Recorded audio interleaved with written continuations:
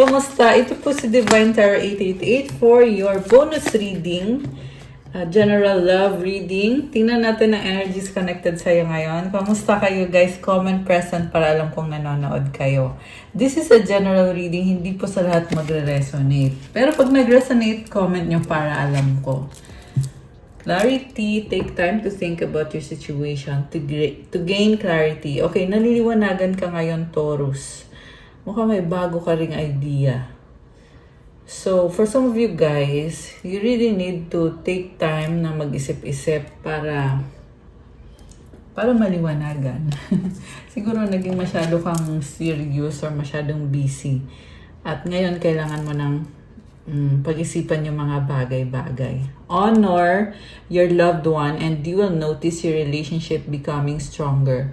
So, sa nakikita ko, nagkakaroon kayo ng bond nitong person or special person sa buhay mo. Cupid, love is in the air when Cupid's around. O, di ba? So, there's so much romance, bond. A love bond grows stronger over time.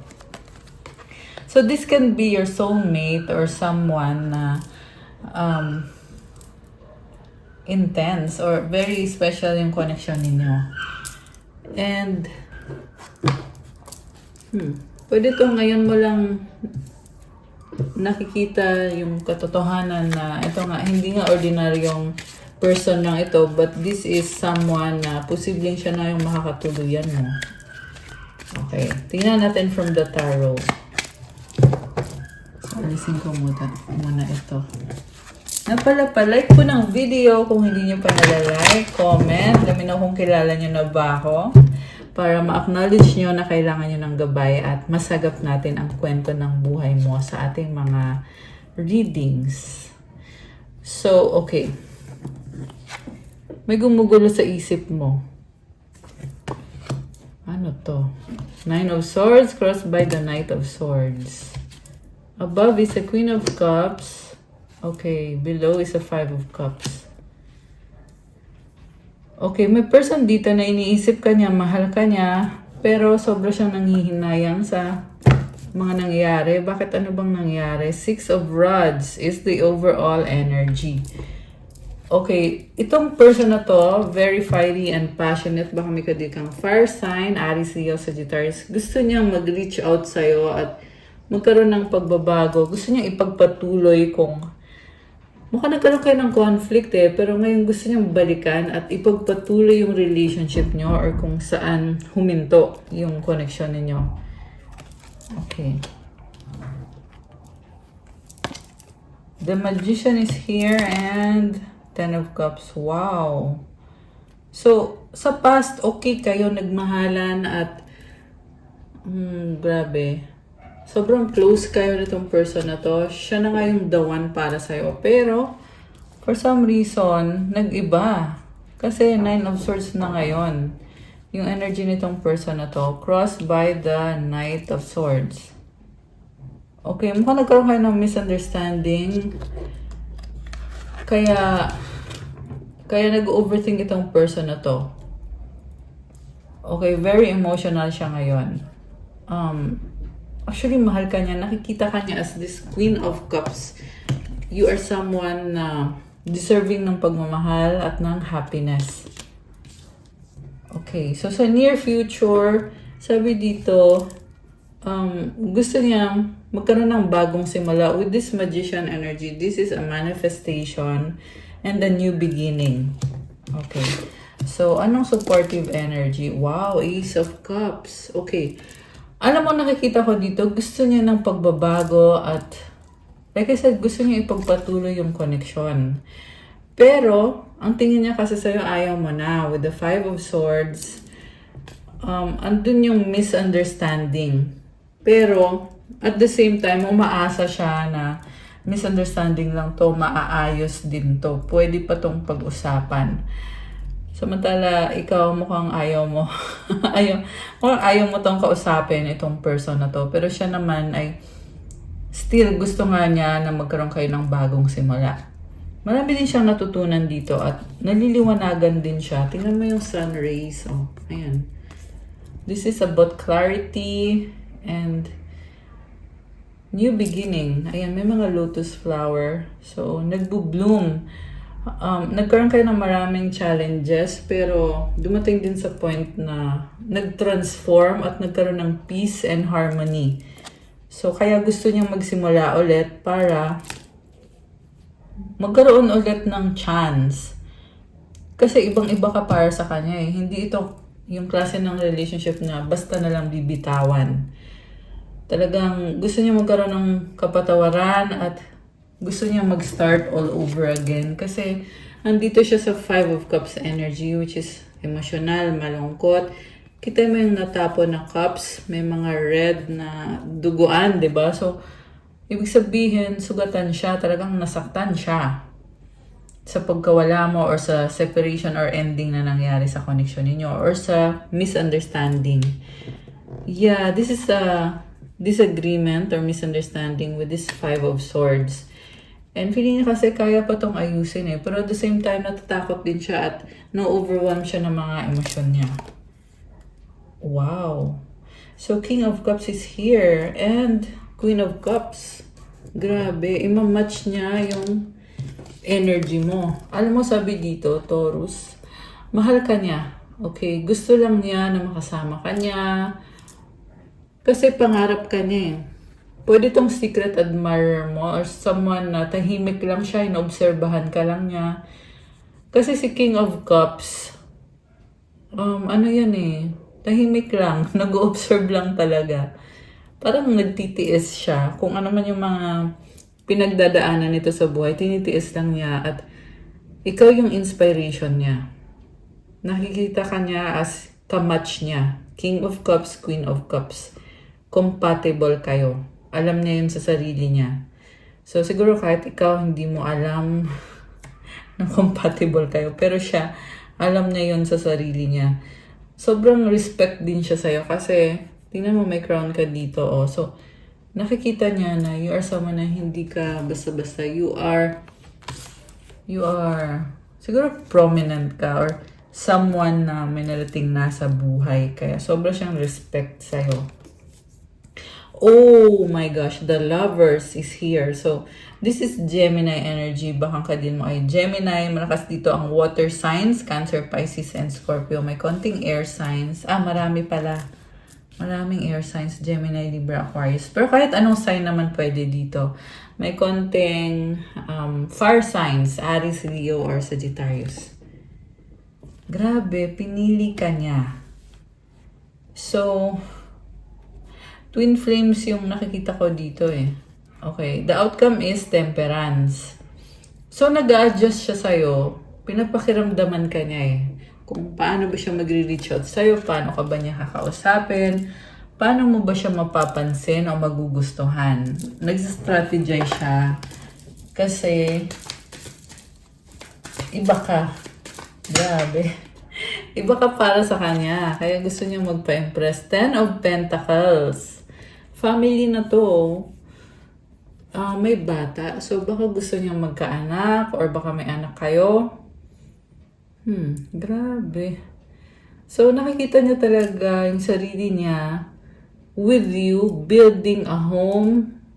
Tingnan mo yung mga pentacles dito, naka-align, di ba?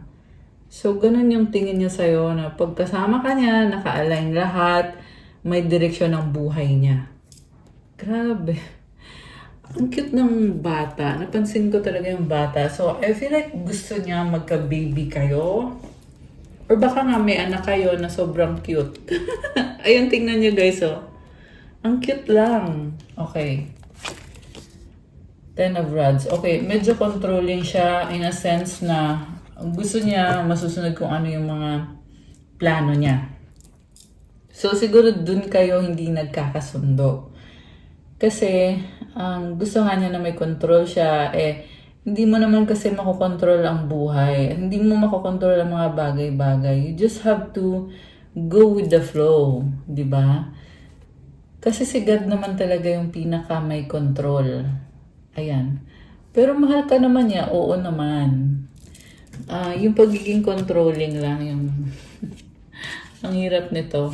Okay? Kasi May mga expectation siya na dapat mangyari itong mga expectation na to. So, ang tanong, paano pag hindi nangyari? May nakita kong gusto magkaanak. So, ang tanong, paano kung wala? Diba? So, pero ayan, energies lang naman kasi yung pinapakita dito. Yung outcome is depende pa rin sa gagawin niya. Kung ipupursue ba niya yan, kung itutuloy ba niya yung pagkakaroon ng pamilya with you or hindi. Okay. Next card is the Five of Pentacles, the Knight of Pentacles, the Six of Swords. Okay, meron din siyang mga losses. Pwede itong financial loss or nawalan siya ng mahal sa buhay or something na talagang naging masakit para sa kanya. Pero ngayon, tinatry niya to move on.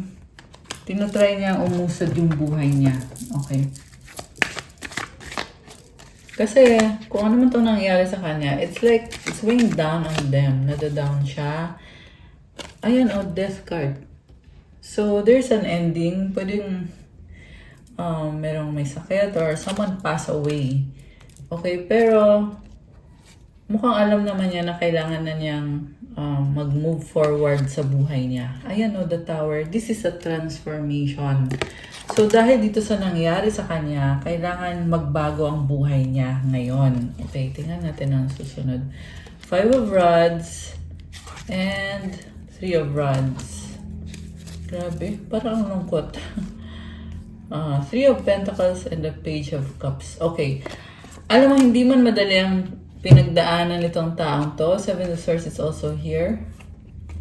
Pero ang nakita ko, nagtatry siya Nagsastruggle siya, pero this person is really trying na bumangon ulit sa buhay at mag-try ulit. Okay, Justice is here. Alam mo, sabi dito, kahit andun siya sa point na ang hirap, na nadadown siya, pero this person is in fact a strong person with the Justice card. And this is also a person na alam niya kung anong totoo, alam niya kung anong tama at mali, matalino siya. Baka may kadikang Libra. Although kahit anong sign naman ito, guys. Okay? So, ayan. Lumalaban naman sa buhay itong person na ito. Okay? Ano mga mensahe ang gusto niyang iparating? Wow! Anong ipaparating niya kay Taurus?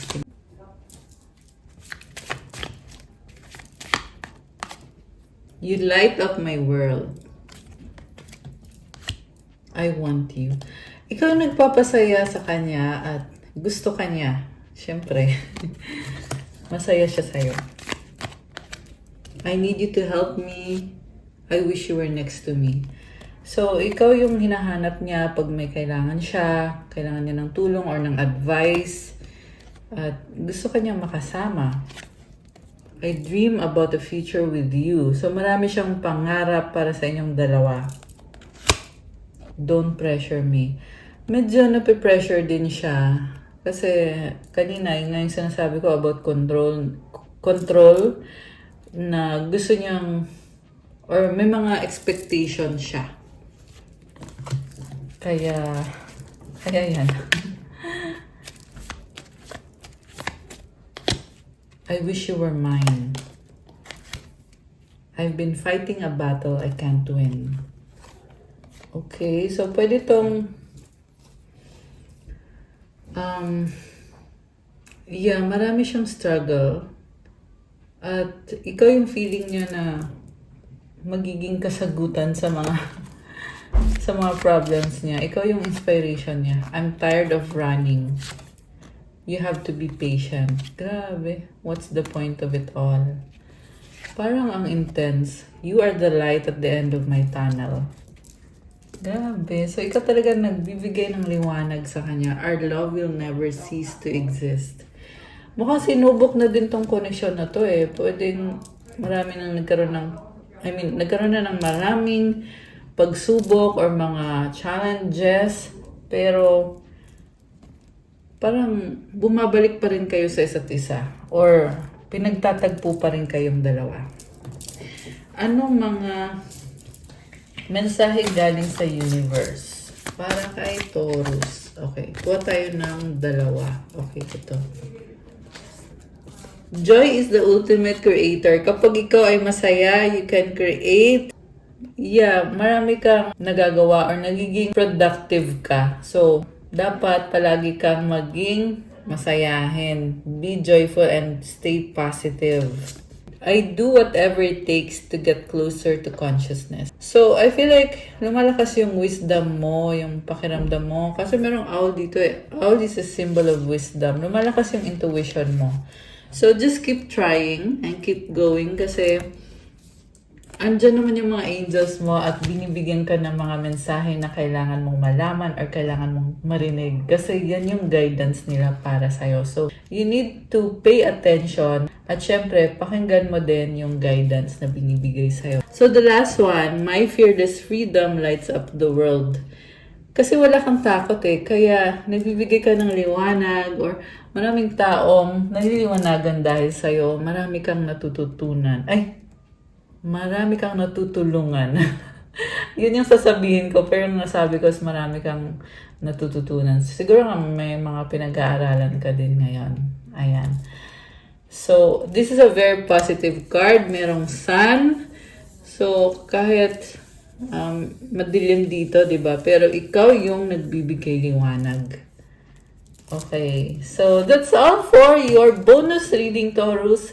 Thank you for watching. Please like, comment, subscribe, hit the notification bell. Kung kailangan nyo ng one-on-one session, pwede kayo magpa-private reading. Message nyo ako sa Viber or sa WhatsApp. Nasa description box po yung contact details ko. Tingnan nyo po dyan. At i-message nyo ako dun sa Viber or sa WhatsApp. Thank you, Taurus! Have a good day. God bless you all. Stay safe. See you again soon. Love you guys. Bye!